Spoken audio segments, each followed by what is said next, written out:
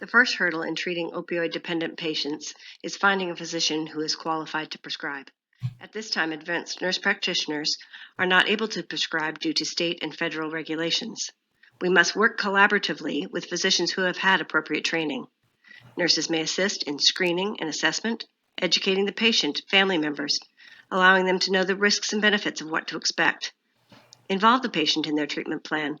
Help identify appropriate community resources regarding follow-up or possible inpatient rehabilitation programs. Almost 70,000 people die annually from opioid use disorder. The cost of illegal and prescription drug abuse in just the United States is $271 billion every year. Educating patients and family members may save a life. Remind them to call 911 and administer Narcan if it is available. Narcan is now readily available and can be purchased from most pharmacies. 30 states will actually deliver it to your home.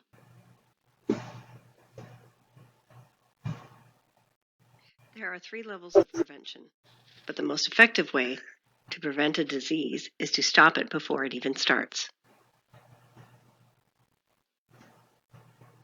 As a nurse, how do we prevent opioid misuse? One way in the emergency room is health promotion and education.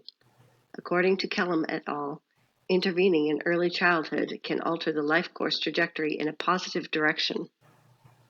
It is also important to remind patients of the risks of taking opioids and speak honestly and openly about the risks of addiction. Recommend other modalities for pain management, including over-the-counter medications and other types of therapy such as acupuncture and meditation.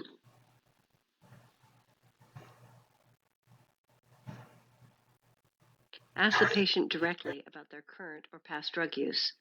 Use a non-threatening and non-judgmental tone, and let the patient know that you're just there to help and not to judge. This slide shows the opioid risk tool.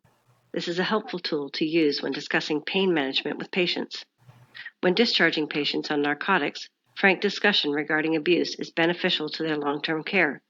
Knowing if the patient is a higher risk for abuse may alter their treatment plan. Building trust with the patient is imperative if you want them to be honest with you. The nurse truly needs to care and have a heart for these patients. Treatment will only be successful if the patient is willing to accept the help.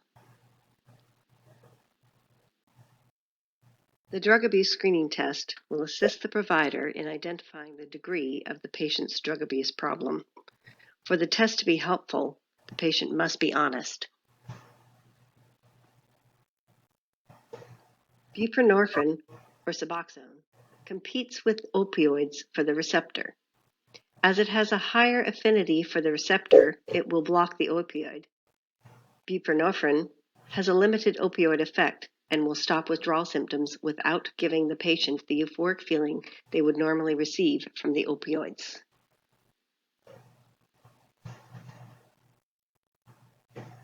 Patients should never be started on Suboxone in the emergency room without adequate follow-up. Suboxone may be given 3 days in a row in the emergency room, which allows the patient to have time for follow-up should they come in to the ER on a weekend or holiday.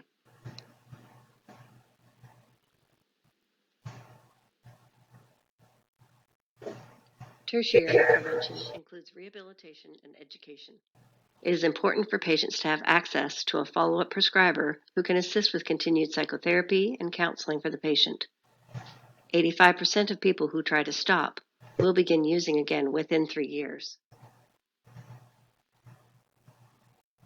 The cost of opioid use is severe, from lost work time to loss of family, chronic illness, and even death. Even though the patient may be seen for overdose numerous times in the emergency room, there's always hope, and you never know which visit may be the one that changes their life.